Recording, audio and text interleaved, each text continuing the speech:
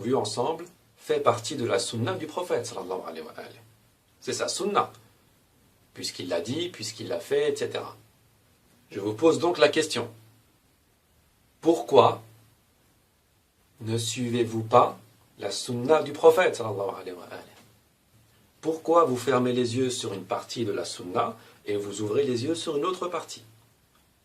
Pourquoi ces textes ne sont pas considérés, alors qu'ils ont la plus grande des importances, puisqu'ils se passent à la fin de la vie du prophète, sallallahu alayhi wa alayhi, et que c'est à ce moment-là que le prophète, sallallahu alayhi wa alayhi, nous fait part de son testament, nous fait part de ce qu'on doit faire, de comment est-ce qu'on doit se comporter après sa mort, puisqu'il n'y aura pas de révélation par la suite. Pourquoi fermer les yeux là-dessus? Pourquoi fermer les yeux sur non seulement la sunna du prophète, sallallahu alayhi wa alayhi, mais également sur des versets du Coran? Je vais vous montrer quelques versets ici qui désignent Ali, alayhi salam, comme étant la personne qu'on doit prendre comme guide.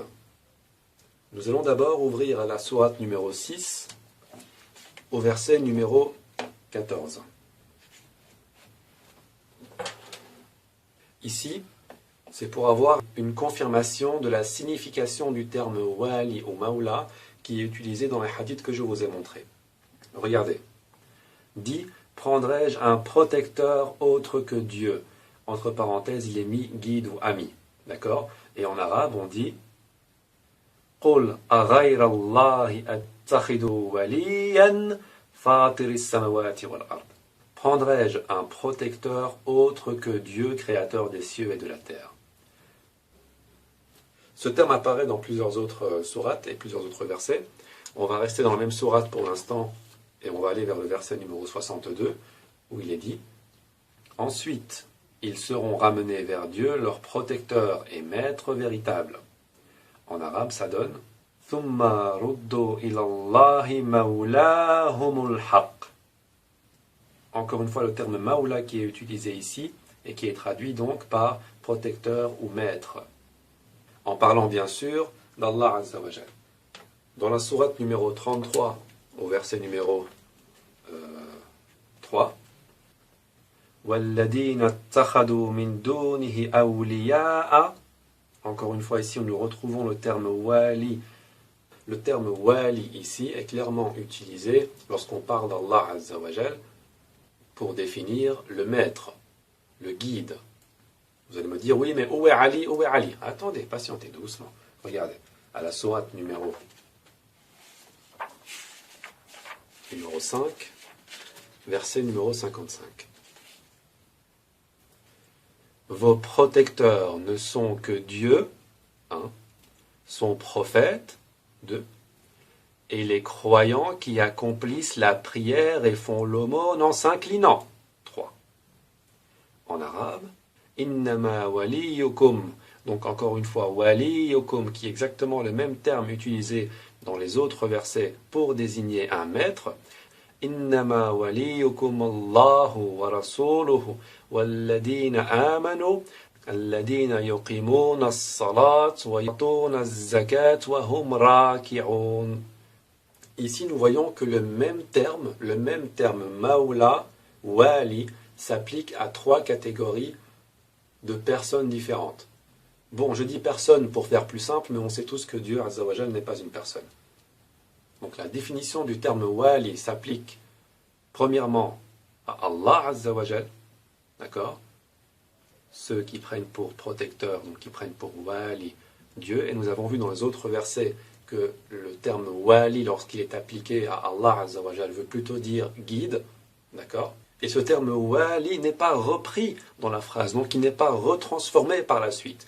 C'est exactement les mêmes termes, c'est exactement waliyukum qui est repris, le seul terme qui est repris pour les 3 catégories qui vont suivre. Donc on ne peut pas dire qu'il y a une modification de signification dans ce même verset. C'est exactement la même signification pour les 3. Alors, nous prenons pour guide qui?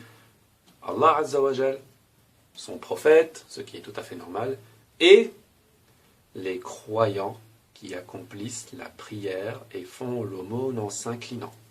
Si vous menez vos recherches, et j'espère, Inch'Allah, que vous allez vraiment vous donner la peine de le faire, vous découvrirez que la personne qui a fait l'aumône tout en s'inclinant n'est autre qu'Ali ibn Abi Talib alayhi salam. Et que donc ce verset le concerne. Je n'ai malheureusement pas les sources en anglais et en français sur moi, mais elles existent bel et bien et elles décrivent la narration suivante. Ali alayhi salam était en train de prier à la mosquée et il accomplissait sa prière pendant qu'un mendiant vint vers lui pour lui demander l'aumône. Et Ali alayhi salam, donc tout en faisant le ruku', a tendu sa main vers le mendiant et au bout de sa main se trouvait sa bague. Il a offert cette bague au mendiant qui lui demandait la charité. Ce qui définit exactement donc les croyants qui accomplissent la prière et font l'aumône en s'inclinant. Donc il est ici clair et net que le Coran, que Allah Azza wa Jal désigne comme guide, comme maoula, comme nous l'a dit le prophète sallallahu alayhi wa alayhi, lui-même, donc Allah Azza wa Jal, le prophète sallallahu alayhi wa alayhi, et Ali alayhi salam, qui est défini ici par ceux qui accomplissent la prière et font l'aumône en s'inclinant. La première remarque que j'entends déjà à travers l'écran, c'est oui, mais cette phrase est au pluriel, alors que Ali alayhi salam est une seule et même personne. Comment cela se fait-il? Dans le Coran, vous verrez, et pour les arabophones, vous comprendrez que lorsqu'on utilise le pluriel pour désigner une seule et même personne, ça peut simplement être une marque de respect. En arabe, ça se fait. En français, ça ne se fait pas, mais en arabe, c'est tout à fait plausible. Donc là, il est question, non pas de mauvaise traduction, pas du tout, mais de signification, de sens, selon qu'on s'exprime dans l'une ou l'autre langue. Donc là, ça y est, terminé, fini, tout va dans ce sens. Il fallait prendre Ali alayhi salam comme étant le guide après la mort du prophète sallallahu alayhi wa alayhi. Je répète encore la question pour me faire un peu plaisir. Qu'est-ce qui vous a pris? Qu'est-ce qui a traversé l'esprit des gens pour les pousser à prendre d'autres personnes comme guide? Le prophète sallallahu alayhi wa alayhi a d'ailleurs essayé de retranscrire ces déclarations par écrit, mais on lui en a empêché. Et l'erreur la plus grave qui existe dans toute l'histoire de l'islam réside dans ce refus d'obtempérer à l'ordre du prophète qui demandait à ce qu'on lui écrive son testament. Regardez cette narration dans le Sahih al-Bukhari. Le tome numéro 4, la maison d'édition de Nour. Le hadith numéro 5669, où il est dit: Ibn Abbas a dit, lorsque l'envoyé de Dieu sallallahu alayhi wa alayhi fut à l'agonie, il y avait dans sa chambre des personnages, entre autres Omar ibn al-Khattab. Le prophète sallallahu alayhi wa alayhi dit qu'on m'apporte de quoi vous écrire un texte grâce auquel vous ne pourrez vous égarer dorénavant. Vous remarquez ici qu'il s'agit exactement des mêmes termes qu'il a utilisés lors de son sermon à Ghadir Khoum. Comme donc mentionné dans le Tafsir ibn Kathir, comme nous l'avons vu tout à l'heure, où il est dit: Ô gens, je laisse parmi vous ce à quoi, si vous tenez, vous ne serez jamais égarés. Ici, qu'on m'apporte de quoi vous écrire un texte grâce auquel vous ne pourrez vous égarer dorénavant. Entre ces deux événements, ne s'est pas écoulé beaucoup de temps, puisque le prophète sallallahu alayhi wa alayhi était déjà malade et sentait déjà qu'il allait bientôt partir. Continuons le récit. Donc, qu'on m'apporte de quoi vous écrire un texte grâce auquel vous ne pourrez vous égarer dorénavant. Le prophète sallallahu alayhi wa alayhi, s'écria Omar, est dominé par la souffrance. Que dit Omar en plus? Vous avez le Coran et le livre de Dieu nous suffit. On va s'arrêter ici un instant.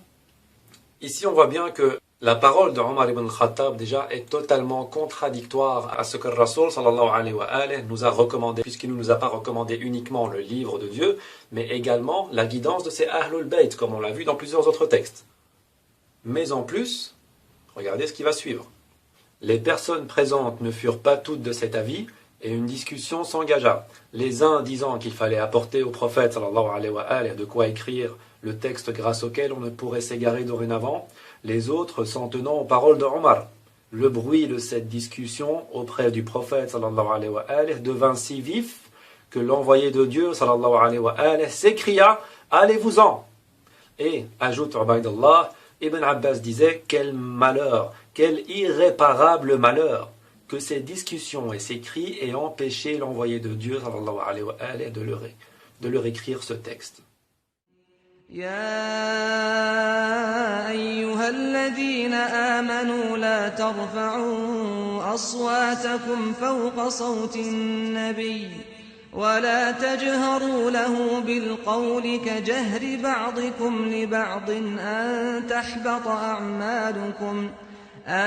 تحبط أعمالكم وأنتم لا تشعرون. On a donc empêché le prophète sallallahu alayhi wa alayhi d'écrire le testament. Bien, peut-être une autre narration qui confirme celle-là pour les sceptiques. Sahih Muslim, 5e tome, hadith numéro 4234. Quand le messager d'Allah sallallahu alayhi wa alayhi fut à l'agonie, il y avait des hommes dans la maison, notamment Omar ibn al-Khattab. Le prophète sallallahu alayhi wa alayhi dit: venez que je vous écrive un document grâce auquel vous ne vous égarerez pas. Omar déclara: le messager d'Allah sallallahu alayhi wa alayhi est dominé par la douleur. Vous avez le Coran et le livre d'Allah nous suffit.